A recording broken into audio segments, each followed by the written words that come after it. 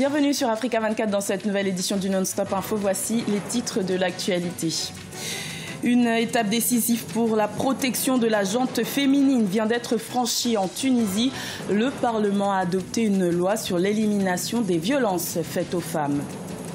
Le président rwandais Paul Kagame poursuit sa campagne électorale en vue de l'élection présidentielle du 4 août. Il s'est rendu à l'ouest du pays pour une tournée électorale. Plus de détails dans cette édition.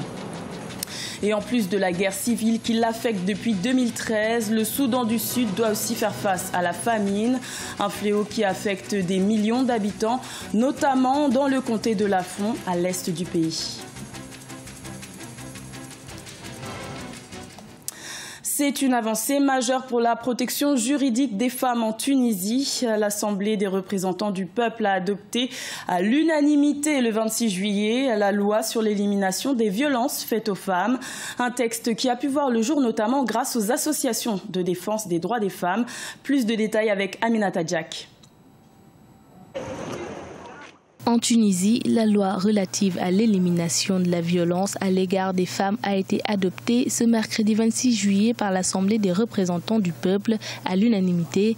La représentation féminine au Parlement, soutenue par la société civile, a ainsi remporté une importante victoire, un succès dont se félicitent les autorités. Il n'y a pas mieux que de se sentir affranchi, libre dans un pays où les droits humains sont respectés.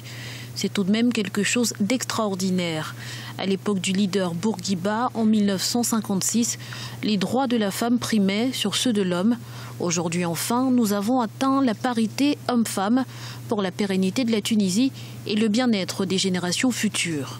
La loi reconnaît les violences physiques, psychologiques et économiques faites aux femmes. Elle prévoit également des mesures de protection et de prise en charge des victimes. Seulement, pour certaines voix de la société civile, la bataille pour l'application du texte reste une question à résoudre. Moi, en tant que Tunisienne, je suis très contente de cette victoire, mais en tant que Tunisienne réaliste aussi, qui opère et qui connaît le terrain, je sais pertinemment que entre la loi et son application et puis la réalité des choses, c'est tout un hiatus, il y a vraiment un décalage. Ça ne réduit pas l'importance de la loi votée, mais comment appliquer cette loi, ça reste une bataille à faire pour changer les mentalités et pour changer les mentalités auprès des femmes elles-mêmes, pour qu'elles prennent conscience que même un acte mineur peut être considéré comme violence contre elles et qu'elle a tous ses droits. La loi contre la violence faite aux femmes marque un net progrès pour éradiquer les discriminations à l'égard des femmes. Cependant, la publication du décret et de son application ne sera opérationnelle que 6 mois après sa publication au journal officiel. Également dans l'actualité, au Zimbabwe, la femme du président Robert Mugabe, Grace Mugabe, a encouragé son mari ce 27 juillet à désigner un dauphin pour lui succéder lorsqu'il quittera le pouvoir. C'était lors d'un discours tenu à Harare devant la Ligue des femmes de la ZANU-PF, le parti au pouvoir. Mais pour le président Robert Mugabe, la question ne semble pas être d'actualité puisque le chef de l'État, âgé de 93 ans, a déjà fait part de sa volonté de se représenter aux élections de 2018. La campagne électorale en vue de l'élection présidentielle du 4 août se poursuit au Rwanda. Le président Paul Kagame fait partie des 3 candidats en lice pour briguer un 3e mandat. Il était en tournée à l'ouest du pays le 26 juillet où il a animé 3 meetings avec un objectif, rassurer son électorat. Reportage de notre correspondant Oliva Jacotan. C'est par le district de Musanze, 2e grande ville du Rwanda, à une centaine de kilomètres de Kigali, que le candidat Paul Kagame a débuté ce 26 juillet 2017 sa tournée électorale dans l'ouest du pays. Ici, devant des milliers de supporters, le candidat du parti au pouvoir s'est montré rassurant sur l'issue de la présidentielle du 4 août. Ne craignez pas, car la victoire est déjà à nous, puisque le scrutin du 4 août sera juste une formalité. Donc sortez massivement le jour du scrutin pour voter pour moi. Rappelez-vous aussi que 8 partis politiques me soutiennent, donc nous serons victorieux. Le district de Rubavu a quant à lui accueilli le dernier meeting du 26 juillet 2017 du candidat Paul Kagame. Ce district est situé à plus de 150 km de Kigali et fait frontière avec la République démocratique du Congo. Le candidat du Front patriotique rwandais a promis ici plusieurs infrastructures. Nous voulons le développement pour tous. Nous allons vous offrir plus d'écoles, de l'électricité, des routes, de l'eau potable et des hôpitaux pour votre épanouissement. La tournée électorale du candidat Paul Kagame à l'ouest du Rwanda prendra fin le 29 juillet 2017.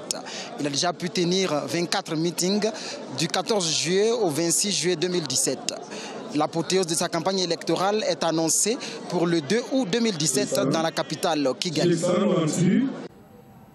Au Cameroun, le gouvernement s'est engagé dans un processus d'assainissement des banques, une mesure qui entre dans le cadre du programme de réforme économique en accord avec le Fonds monétaire international. Ce plan devrait permettre d'endiguer quelques vulnérabilités relevées dans le secteur financier. Marcel Farba-Maroun. Dans le cadre du programme de réforme économique engagé avec le Fonds monétaire international, les banques présentes au Cameroun connaîtront un processus d'assainissement. Ce plan d'assainissement de ces banques serait déjà presque ficelé et devrait être soumis à la COBAC, Commission bancaire d'Afrique centrale, d'ici la fin du mois d'août 2017. Avec l'absorption de créances douteuses, le coût de cette opération devrait atteindre 400 milliards de francs CFA. Nous travaillons effectivement dans le cadre du programme économique à améliorer le cadre des activités bancaires afin de permettre à ce secteur de participer pleinement à la relance de notre économie.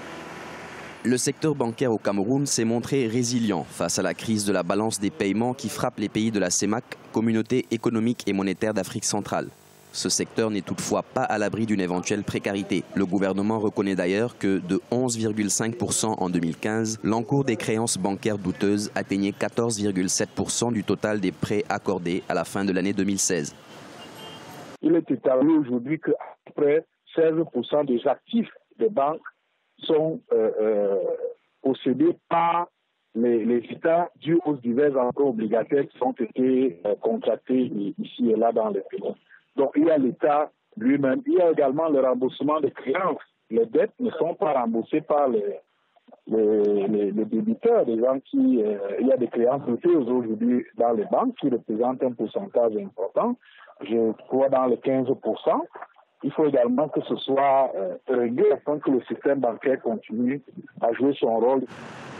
Si les sources de financement du processus d'assainissement des banques n'ont pas encore été présentées, deux leviers d'intervention tels que la réalisation d'un emprunt obligataire d'une maturité longue et l'affectation du produit au provisionnement des créances douteuses des banques en difficulté à travers leur absorption par le Trésor public seraient en pourparlers au sein du gouvernement camerounais. La faim est une arme de guerre tragique au Soudan du Sud. Le pays, qui est en proie à une guerre civile depuis 2013, doit aussi faire face à la famine, un phénomène qui touche des millions d'habitants, notamment dans le comté de Lafon, dans la région de l'Équatoria oriental. C'est un sujet de Marcel Farba-Maroun.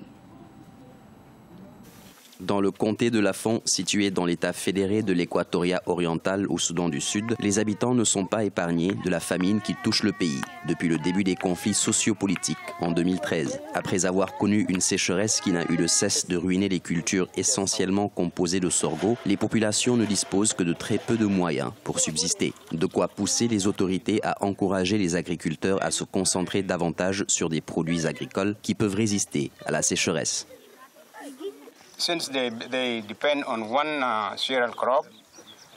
Puisqu'ils dépendent d'une culture céréalière, l'espoir est limité car une fois que cette culture est détruite, il n'y a pas d'alternative. Je tente donc de les encourager à adopter une autre stratégie de culture comme le manioc.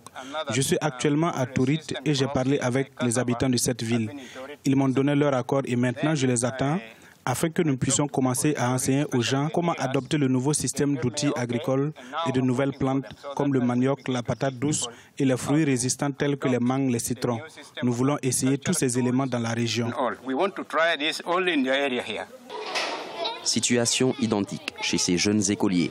Certaines écoles ont d'ailleurs dû fermer à cause de la famine. Les problèmes liés à la sécurité alimentaire et les faibles salaires ont même poussé des enseignants à quitter leurs fonctions dans le comté de Lafon. Chaque fois que nous organisons une assemblée, nous leur disons qu'ils peuvent être autonomes en cultivant leurs terres.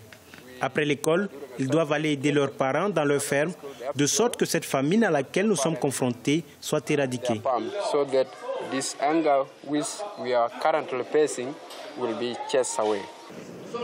D'après les Nations Unies, la situation risque de s'empirer avec l'arrivée en masse de chenilles dévastatrices. Des épidémies ont également été signalées dans le sud de la région, importante zone agricole près de la frontière avec l'Ouganda, mais aussi dans les régions des États du nord de Bahr el Ghazal et de Jonglei. Ce journal a été réalisé par l'ensemble de la rédaction. Merci de votre fidélité. Retrouvez dans un instant une nouvelle édition de l'information sur Africa 24.